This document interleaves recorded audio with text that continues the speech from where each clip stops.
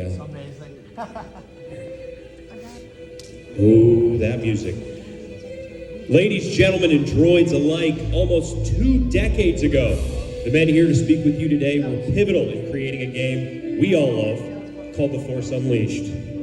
These icons have a list of Star Wars work, and if I read it all, we'd be here till tomorrow, quite frankly. 2 men who would be first ballot selections if they ever made a Star Wars Hall of Fame. When the 16s are down, they walk from here. Please give it up for the voices of Proxy and The Secret Apprentice, Mr. David W. Collins and Mr. Sam Witwer.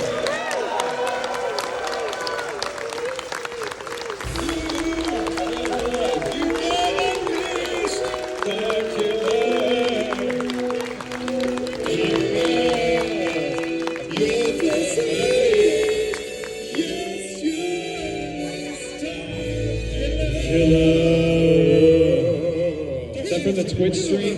It is from the Twitch stream. Darth Vader, Secret Apprentice.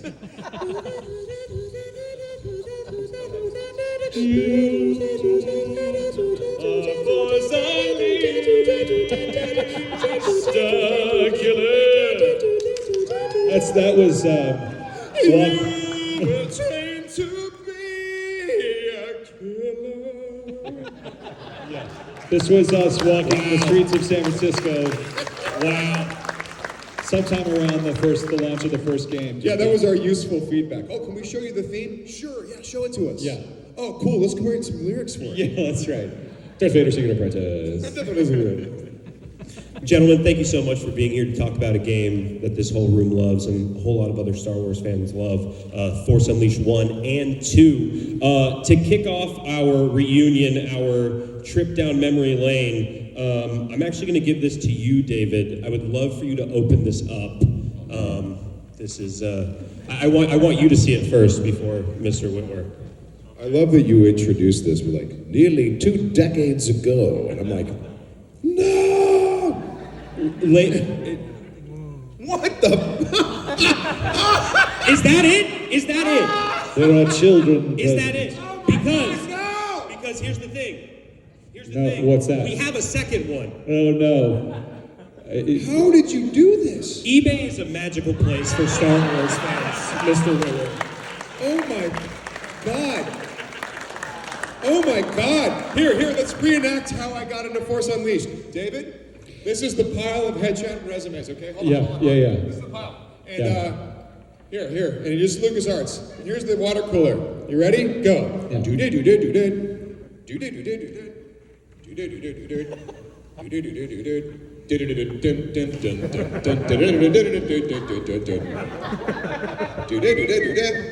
Oh, who should we audition? Let's audition this guy. Which guy?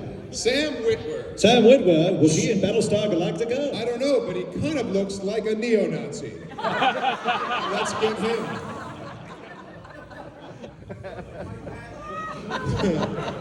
We switched. That is a historical interpretation, not quite exactly. That's how it happened. It sounds like Metal Gear and Mario put together.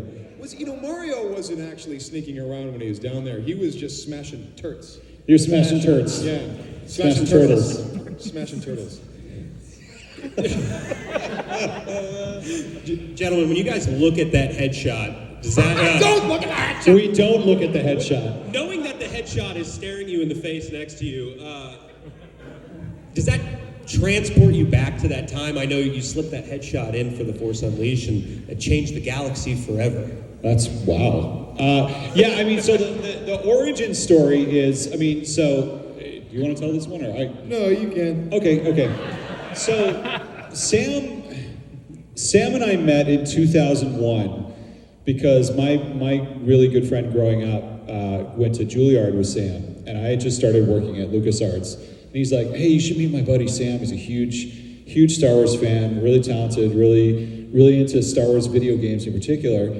And Sam just we just called each other because you had just moved to LA, and I was working on, I think, Star Wars Jedi Starfighter or something like that. And we just struck up this friendship, and for years we were kind of watching each other. We just became friends on the phone all the time, just chatting about video games. I mean, at one point he actually was like, "Hey, did you ever play Fallout 2? Did you ever play Medal of Honor, Allied Assault? I think it was."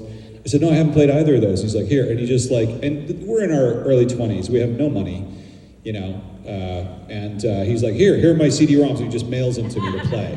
And I'm like, "Wow, who is this guy?" Like, this is, you know, it was just such a fast friendship. And so I remember I was working on Republic Commando, and I'm like, "Sam, read for this," you know, and he read for Scorch. I read for Scorch on Republic Commando. And then I was like, because I had started voice directing in 2004, 2005, started voice directing video games in the, you know, at LucasArts.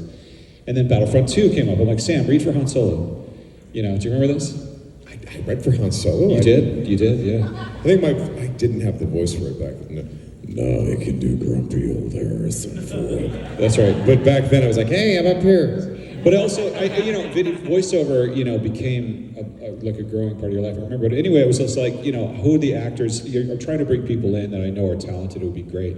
And then Amy Beth Christensen draws this picture of concept art for Darth Vader's Secret Apprentice, and I looked at it and I was like, dun, dun, dun, dun, dun, dun, dun. But you had, I mean, before this, you had longer hair and like, you know, I shaved it off, and then she painted a picture of a dude with a shaved head who looks very much like that. Not entirely like, I mean, like, she didn't make the facial features terribly specific, but it looked like that. And so my boss, Dara O'Farrell, who is, if you look him up, he's a legend in Star Wars video games and LucasArts adventure games.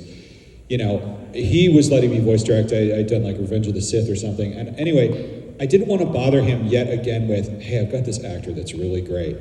But then he comes to me and he's like, "Did you see that picture, that concept art of The Secret Apprentice?" I said, "Yeah." He goes, "That looks like your buddy." And I said, "I know, right? That looks like my buddy." And he's like, "Yeah, all right, you do this. Give him a call and get his headshot and resume and just get it. We'll just slip it in the pile." We'll reenact it. I'm at my brother's rehearsal dinner for his wedding. Yeah. Like, yeah, okay, ready? Ring, ring. Flip phone, by the way, flip phone. Yeah, ring, ring, ring, ring, ring, ring. Samakin! Oh, hey, David. I'm Hey, at yeah. my brother's rehearsal dinner. I can't really talk right now. You're where? I'm at my brother's rehearsal dinner. I can't really talk. Cool, you have a second? Wait, what? What's going on? Can you step outside just for a second? Sure. Just be a second, just be a I'm second. now in a stairwell. Real story. Yeah, Real story. yeah. Stairwell. So, just for a second. This is like fall of 2006. No, 2006. Yeah. I know, 2006. David. I'm in Yeah. the past right now. Yeah, okay, I'm sorry. Yeah, I don't mean to give you today's date. Sorry about that. Really fast, before you get back to your wedding, can you send, Darth Vader has a secret apprentice, don't Oh, God! I fell down the stairs? Yeah. Darth Vader has a secret apprentice, apparently. Revenge of the Sith is wrapped, and we're thinking about what's next in Star Wars. They've come up with this character. Can you send me your headshot and resume? Hold on. Star Wars is done. What are you talking about? No. Just don't worry about it. Don't tell anybody. Just send me your headshot and resume. Okay, fine. Why? Because it's a video game. Why would you need to know what it looked like? It's not just voiceover. What does that mean? Just send me your headshot and resume, and we'll be in touch. Oh wait, who's your agent again? I don't know. Okay, all right. We'll just send it. We'll figure it out. Okay. Bye. I sent him the stuff. That was it. Yeah. That was about right. Clap! That was a bizarre. I'll never forget that call. I remember what that stairwell looked like because I was like, Vader had a secret apprentice, and immediately the whole night, people, my brother's rehearsal dinner was like, what's great about Mike? And I'm thinking, what's great about the idea of Darth Vader having a secret apprentice is, Well, and so it was an interesting time at Lucasfilm because, Revenge of the Sith had wrapped, and we didn't know anything about the sort of secret formation of, what would become Lucasfilm Animation or the Clone Wars, and there was a real, at least what I was told, a real sort of charge to the divisions of the company to figure out what was next for Star Wars, and that was one that LucasArts took very seriously, and they came up with a very, very ambitious plan. In fact, they called their next game, they just called it Star Wars 2007. It shipped in 2008, but it was called 2007. Star Wars 07 is what it was called forever. Like it was this next, big chapter, and so the story that Hayden Blackman came up with, who's just a genius, he was the writer and project lead, but also a great comic book writer. We were branching away from voiceover. We weren't set up to talk to theatrical agents. We weren't set up to do any on-camera auditions. We had to figure all that out. We were a company that did voiceover auditions with voiceover agents and voiceover talent. And what was great was, Sam, you had just done Battlestar, you had just done Dexter, and those happened to be the vice president of LucasArts' 2 favorite shows at the time. And I think you were in Always Sunny with Glenn too, and he loved that show. And so when he saw your resume, he's like, get him in, bring him in. And we auditioned you in October of 2006. My whole thing with the audition, I go in and I see the concept art, and I'm like, oh, I guess, yes, that does actually look like me. And I saw a bunch of Lucasfilm people looking at me and looking at the concept art and looking at me. So I thought that was a good sign. But then there was the bad sign. The bad sign was this. The audition sides didn't really suggest a type of character. They were good, but some lines tell you what kind of guy you're playing, and some lines you can read them 50 different ways. So I said, guys, how do you want me to read this? I can read this. Who's this guy? I can read him 50 different ways. And the director goes, which must have been Dara, I guess. It was Dara. Yeah. And Hayden he goes together. Yeah, and Hayden. I felt like Hayden was there. Hayden, I think, said it was on tape. Was he there? I thought Hayden was there. I thought he was there. Yeah. It was Matt Armernick, the art lead, was there. Matt was definitely there. Yeah. And so, he said, yeah. I said, this could be read 50 different ways in terms of who this guy could be. And he said, go ahead, then read it 50 different ways. So I'm like, well, okay. And so a normal audition, you go in, you say, hi, how's it going? And maybe you act for 3 minutes or 4 minutes, and then you leave. I was acting for 45 minutes in that room, doing the scenes over and over and over and over again. And one in particular, there was a scene where Starkiller is meditating. He's meditating and he's assembling his lightsaber with the Force. And when I was meditating, I did the scene different every time, different types of characters. But I started the scene the same every time, which was, I was like, my fists were, I was white knuckling it, and I looked all tense when I was meditating like this, and my whole body was tense. And then I'd come out of it and I would do it different. Eventually, and it was either Dara or Hayden. I think it was Hayden. I feel like it was Hayden. He goes, Sam, you did it different every time, but I'm confused. You did the meditation part the same every time. You were really tense. I'm like, yeah. He's like, why? He's meditating. Why are you so tense in the meditation? And I said, he doesn't know how to do that. And he's like, what do you mean? I'm like, when would Vader have taught anyone how to meditate? That is not in his best interest.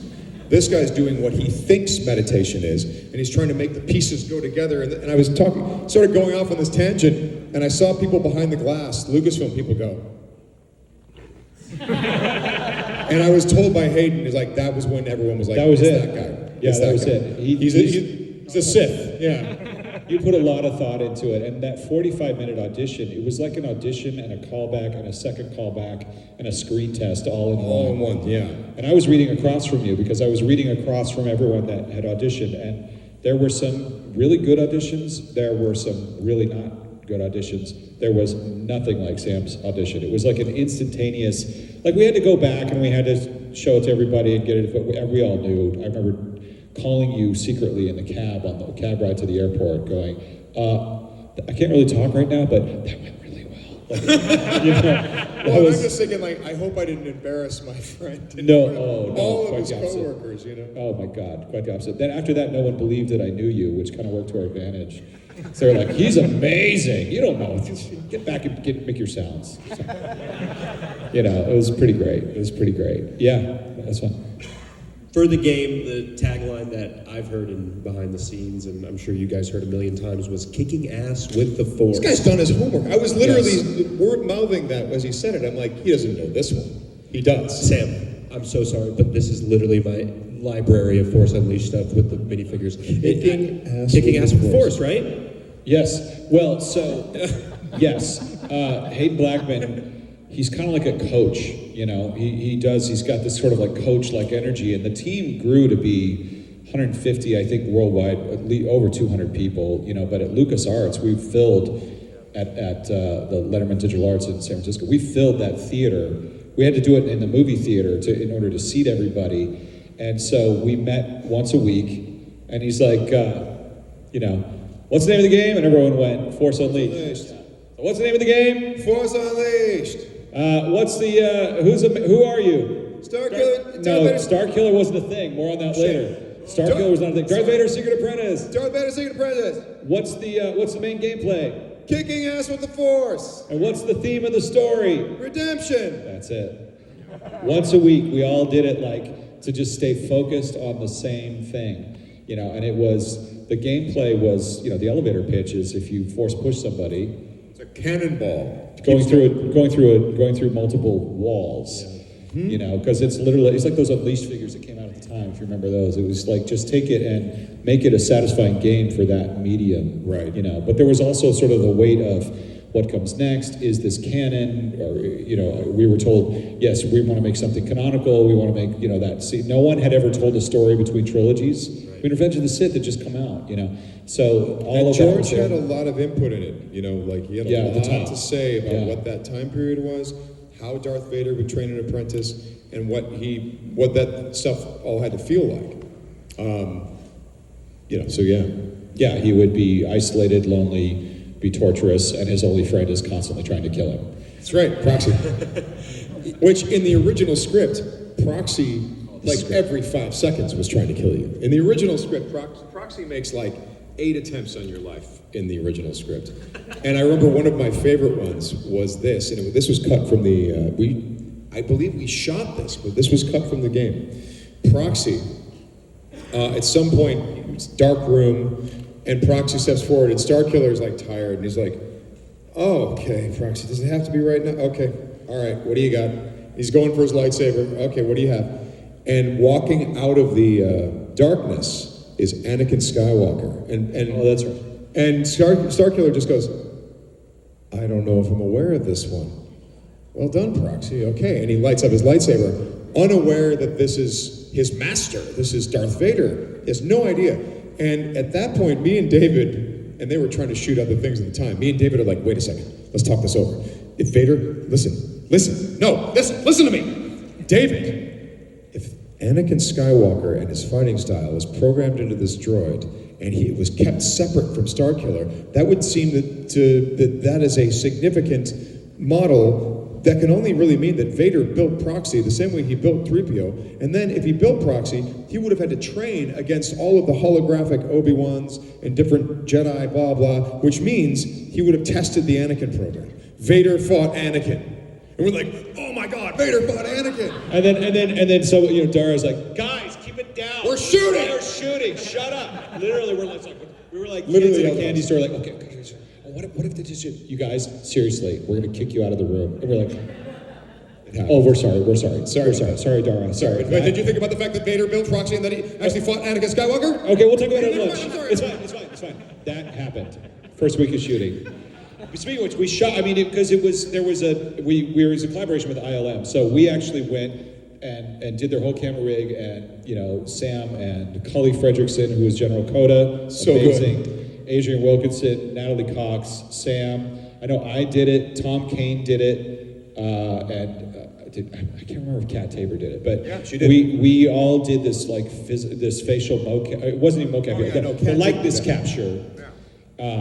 And all these different expressions, and then we shot the thing one-on-one with all of these, the infrared cameras, and created a mini volume in a recording studio because it was just facial mocap, and then the other actors were behind camera feeding lines, and we did all the lines together as an ensemble. We did a table read. We did the whole thing. That was why it was so incredibly different than doing, Republic Commando or something like that, where you go into the studio, you get the lines, you direct them. Traditional voiceover for video games. This was like rehearsing a play. And because we were doing all those reads and all that stuff, they had this idea that they're like, okay, we have our cast here, we really love it, we can see there's a chemistry here, this is great. We don't have Proxy yet, we haven't casted Proxy yet, but this is working out. We're gonna get some celebrity at some point, some funny guy to play Proxy.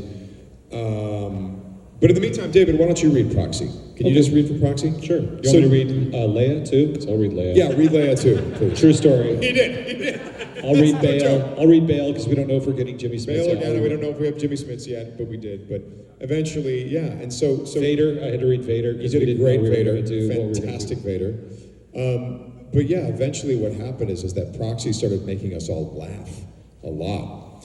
And then there were all these whispers of like, do you think maybe it's just David? And then there were more talks of, do you think it's David? And then eventually people were going up to Hayden. Like I remember going up to Hayden, and I was not the only one. People were now going up to Hayden Blackman from the team, going, do you think maybe it's just David? And eventually I went up to Hayden, and my argument was this. I'm like, look, I know the people you want to hire, or the person you're targeting for Proxy, but can I be honest?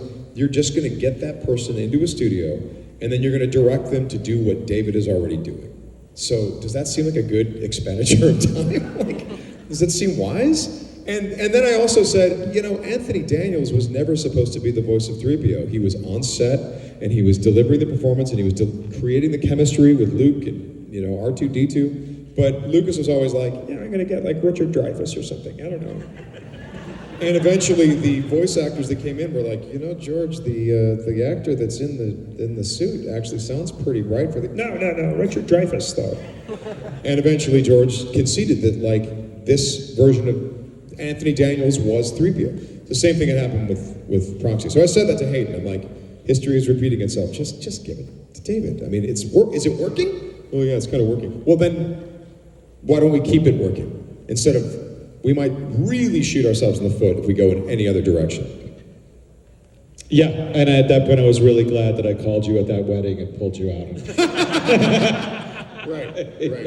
But that was great. I mean, that's how new opportunities, I had an agent in San Francisco at the time, and I had been booking stuff and, starting my voiceover career. But it was weird because I was a part of the team and I was an employee, but I was just like, I just want to be like my hero Matthew Wood and like, I'm an actor, but I'm a sound person. Again, that whole George Lucas ethos of if you're a creative person, there's a lot of outlets for what you want to do and a lot of interests. And like I said, I've said this a few times this weekend. I was a theater kid, and sound was sort of a way of telling stories, and I was just a massive Star Wars fan. And that just naturally kind of comes out, and I'm around all these incredible actors, and we were having the best weekend. I mean, we went out to dinners, we really bonded, because everyone was flown in to San Francisco, and it was like this little crew it was like a week or two maybe, but and then you were there 2.5 weeks, and then we had to keep bringing you back. And they came back, and everyone really got to like each other too. That was the thing. Yeah. The whole crew and the cast and everyone was like. Yeah. We were having fun. We were hanging out with our buddies. Yeah. I'll never forget, Dara O'Farrell was the guy who directed most of the scenes. And Dara O'Farrell, his name is spelled D-A-R-R-A-G-H. D-A-R-R-A-G-H, because it's probably Gaelish. Irish. Yeah. Dara's from Ireland. So I'll never forget, they had a pronunciation guide on the wall. So every time you walked into the studio, there was Shock T, Kazdan Paratus. And then there were all these Star Wars names, different characters and stuff like that, and then eventually someone wrote on the bottom of the sheet, then they put Dara's name, Dara, D-A-R-R-A-G-H, and then they broke it down, Daragaha. So Shakti is Shakti, Dara, Daragaha. Got it. Nicknames were pretty common at LucasArts back then, so yeah, we always had nicknames for each other. Yeah, they called me James Mason for some, I don't know why. And so Dara was like, Daragaha. Thinking of the game and the scale of the game, you guys were using DMM and Euphoria and talking about the story. Was it a 50-50 split between the way the story influenced the tech, or was the tech more influencing the story, or was it kind of balanced or unbalanced like Starkiller himself? Or it was at every level wild ambition, and that really was, I think what LucasArts was trying to do. We had just moved into this new building, this gorgeous campus that George Lucas had gifted his ILM and LucasArts and on the Presidio. And the Presidio in San Francisco. It's still there. And we, 2005 was like the most banner of all banner years in terms of LucasArts' success, because it was Mercenaries, Republic Commando, Revenge of the Sith, the video game.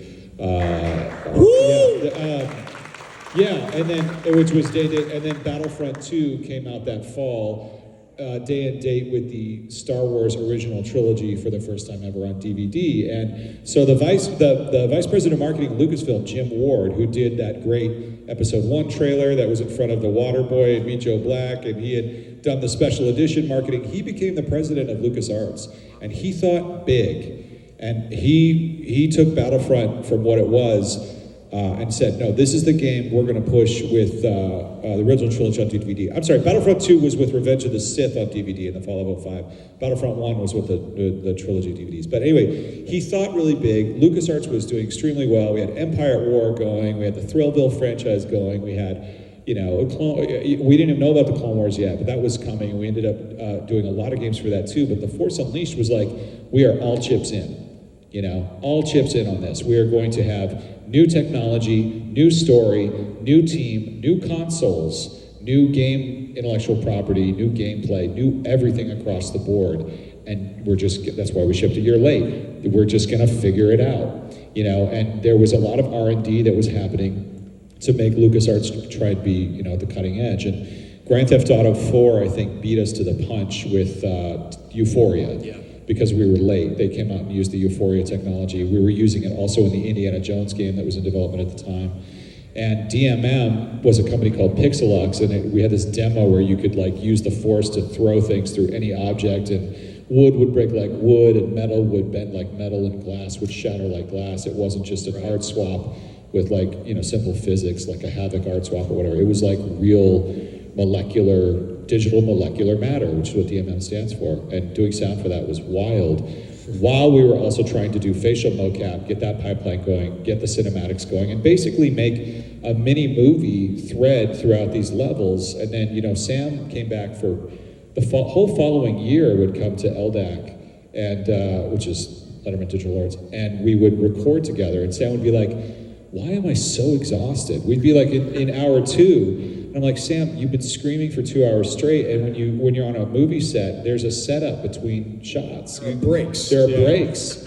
You're powering through. Let's take a break. Let's take a break, because we've got a lot more to get through, or we'll pick it up tomorrow or whatever, But that was, and then Matt Sloan coming in because Chad Vader, those YouTube videos were so incredible, and we got him into Audition, and Natalie Eisenberg as Shock T, and Steve Bloom was one of the stormtroopers, and they improvised. I said, okay, now you're spinning around in the air and you're doing all this stuff, and he's just like, they're just, oh no, it was just great, but it was just really ambitious all the way across the board. Everything was going to be new. We got to do a great orchestral score. We got to work with ILM. It was fantastic. Something that was ambitious that I don't think has been, I know it has not been done throughout Star Wars since The Force Unleashed, is a droid that turns into things that are trying to kill its master. And not just things, but other extremely big and violent characters like Obi-Wan and Maul. Yeah, Obi-Wan is ridiculously violent, guys. That dude he starts fights with people with his buddy, 2-on-1 fights that are totally unfair to a guy walking around Naboo Palace. He got not twice.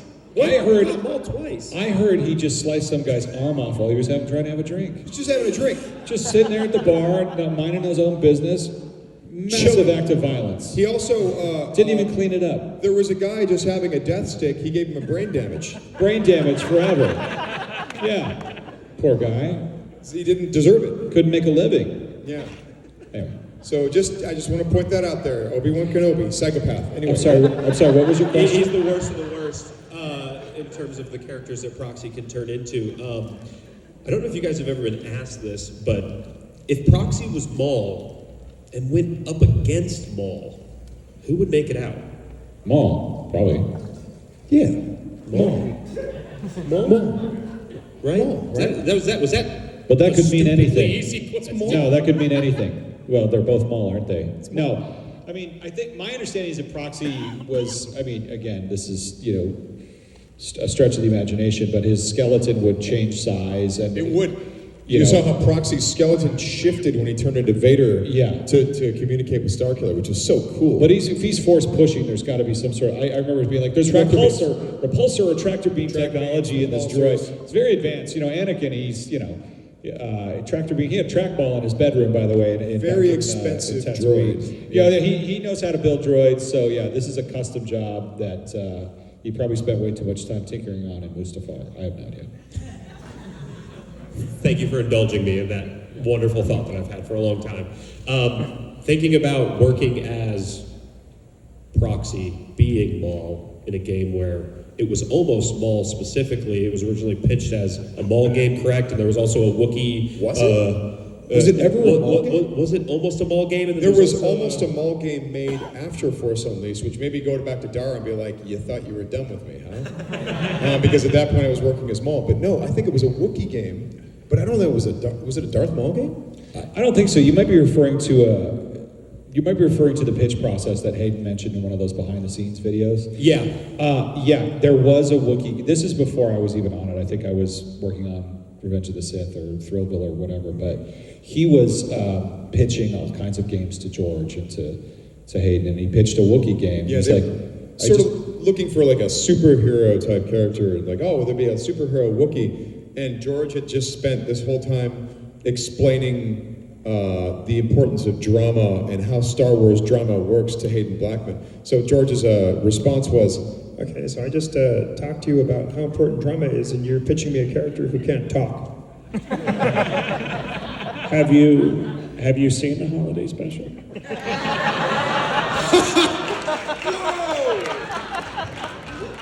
Dude, there you go. I don't think he said that. But whole scenes. Yeah. Yeah, that'd be a good Robot Chicken sketch. But anyway, he pitched a lot of stuff, but like the idea of a secret apprentice, I think, was the one. You'd have to have Hayden, and that's the other thing is like Hayden would probably, if he was here, he'd be like, "That's not how it went," but that's how I remember it. Yeah. You know, I do remember at one point though, Proxy was a reverse cyborg. Do you remember this? Yes, yes. He was a cyborg. He was a robot that wanted to be more human, and he just kept adding human body parts, pieces. Yeah. And they were like, "That's too gross." No. I don't even know if that got to, but there was concept art for it in the hallways. Yes, and I used that in my Star Wars role-playing game. I created a character off that and they loved him. It was a very, very popular character. Speaking of gross, apparently, and you can straighten me out on this, they were all, having their sort of review with George, and George is looking at the Secret Apprentice and going, okay, so what's his name? Well, we don't really have a name for him. He has a code name. It's Starkiller. How come he's not Darth something? And they're like, well, he's not like really a Sith. Why don't you, he's kind of icky, and he's just running around all crazy. Why don't you just call him like Icky and Sany? Icky and Sany. That's a true story. I wasn't there, but that's how it was related to me. However, the Starkiller point is really interesting. So we never called him Starkiller in development. He was always Darth Vader's Secret Apprentice, or he was Jacob Nyan before he came Galen Merrick. And I remember I was in the studio with Natalie recording her in-game dialogue, and she was like, I forgot her code name, something, to Starkiller. I always remember her going, Starkiller, are you there? Have you reached the construction facility or whatever? And I was like, oh, that's clever. They're using Starkiller as his code name over the radio. That's cool. And then the game came out and everything was Starkiller. And I was like, oh, in the absence of information, that name is drafted. But when I said that, Hayden's like, that's not how it happened.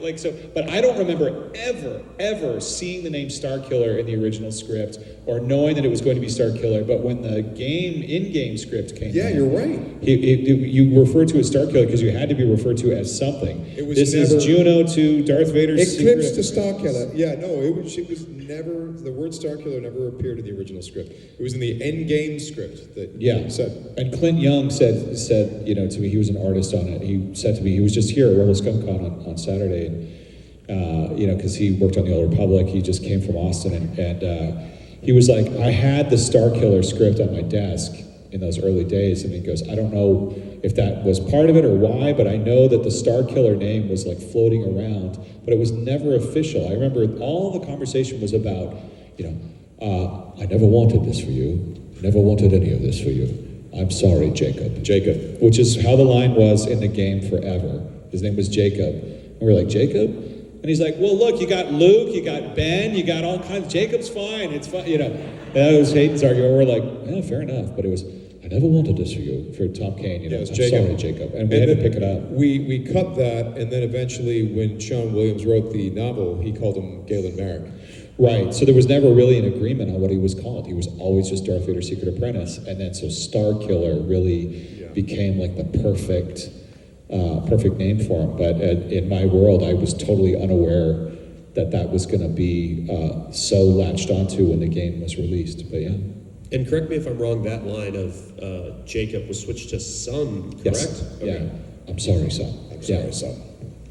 I do want to ask, talking about the Wookiees and that original Freedom Fighter game, did that at all influence the absolute badass intro to the game that you play as Darth Vader just ransacking Kashyyyk? That's a great question. Do you have Hayden's number? Because call him into the panel. It had to, because it's almost like, it's funny, we're working on a project right now.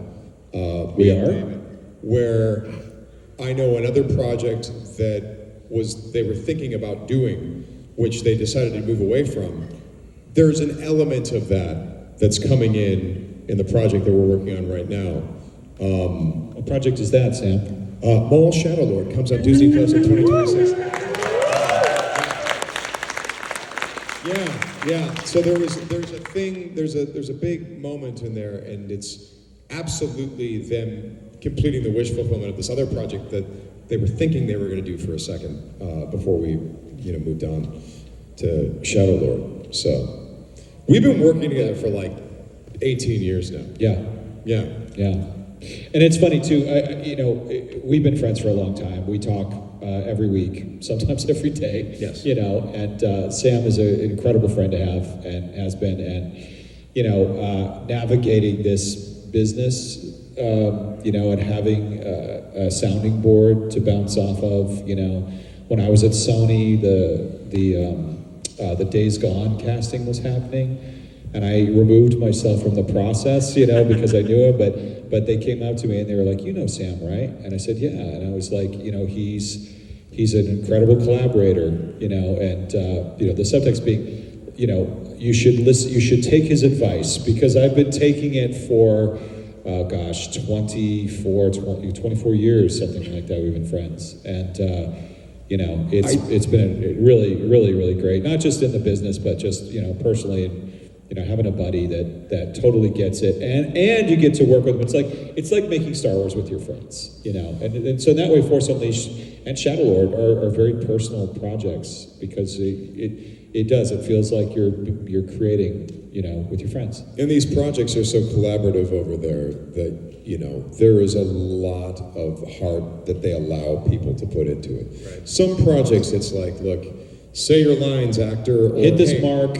Right, and I need you to make it sound like this, and blah, blah, blah. And people generally, just kind of stay within the bounds of their job description very strictly.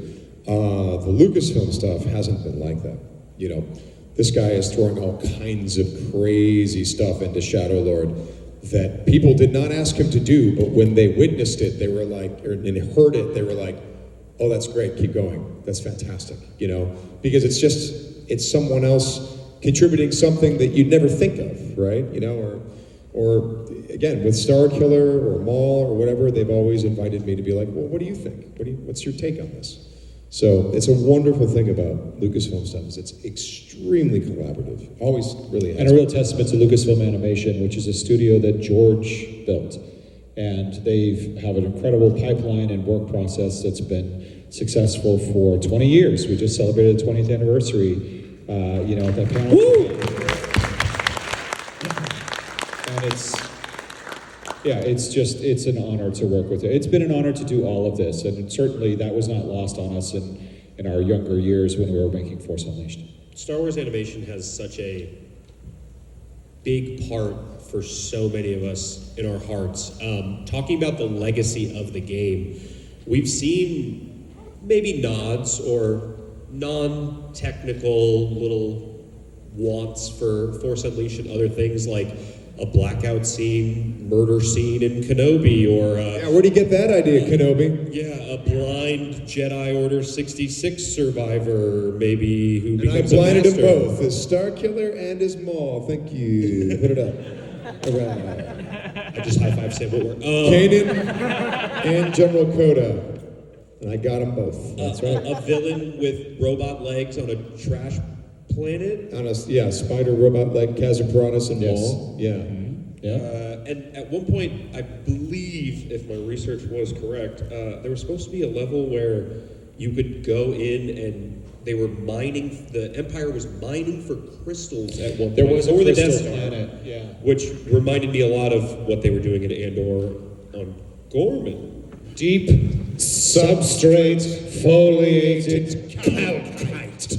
Piero tells a great story about that. He goes, I did a play with him, and he's like, his consonants are just. I had a teacher that was like, consonants are the best defense against any orchestra. This was a musical, anyway.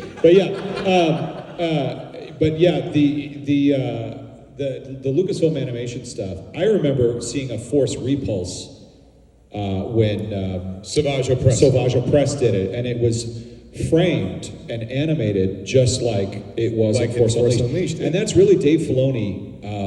He's incredibly collaborative. I mean, if you read The Courtship of Princess Leia in 1994 or 95, and you learned about Dathomir and the Night Sisters, and he brings it in. I remember when there were that Trandoshan episode, they called me and asked for my Republic Commando shotgun sound so they could incorporate the Trandoshan slaver shotgun into the episode with Ahsoka and Chewbacca. Yeah. Like he's wonderful in that way. And or seeing like those. after, in the Clone Wars finale, you have Maul fighting against Ahsoka, and Maul is trying actually not to kill her the whole time, being like, trying to get you to save the galaxy with me here, and a fight, he doesn't know how to fight. But then the dark side takes over, Order 66 happens, and now Maul has no weapon. But I think it was very much on purpose that Dave had Maul going full Force Unleashed on all the clone troopers. Yeah. All of his moves and taking people and throwing them and all this stuff, And quite literally, I remember I was at LucasArts and I got a call from the casting assistant that was like, hey, Dave wants 2 of your cast members from Force Unleashed in the Clone Wars. Can you give me the numbers and the agent's contact info for Adrian Wilkinson and, hold on, I have it here, Sam Witwer? And I said, yeah, of course I can. And I immediately, hold on, I'll shoot you an email, And they ended up becoming, in part of the Mortis arc, the Gods arc, Adrian and Sam, which was really kind of a precursor to Maul, which that phone call came a couple years later. The Maul thing happened because of Mortis, and Mortis happened because of Force Unleashed. So, I pretty much owe this guy everything, basically, right there. We thank you, David. Sam is in Star Wars because Sam is brilliant. Opening a door is one thing, but, walking into the room and being able to create magic is a whole other thing. That being said, Dara had this wonderful quote where he said 90% of directing is casting. And the way he put it was, what you want to do is you want to find the right person, put them in the booth, let them perform, and sit back and say to yourself, man, they are absolutely brilliant. And I'm brilliant for putting them there. And I was like, and then he gave this great Dara laugh, and I was like, well, and I was like, oh, that's hilarious. But I just knew when I met Sam, get this guy in Star Wars as fast as possible, because it was just obvious, the talent, the passion, and just the click. There's a certain energy that you just pick up on, and that's why we've been friends for so long. And talking about things like Andor and Maul, how do you guys view I mean, you got a room full of people here who love The Force Unleashed, both games. How do you guys view the legacy of that game? You talk about campfires a lot in some interviews. Yeah. It's one of our favorite campfire stories. How do you view the legacy of that game? The fact that I have every week since I did The Force Unleashed, the fact that every week someone's asking me about it, sometimes every day or every other day, that's great. I like that, and because I think it was a worthy campfire story. I think Hayden wrote a fantastic, beautiful story, and I always say this thing about Star Wars. It's campfires, right? Like when people want this book to line up with this video game or this television show, I get that impulse. But Dave actually taught me this. There was a mall thing that I was doing that wasn't part of the Clone Wars. It was, I think it was for an audiobook.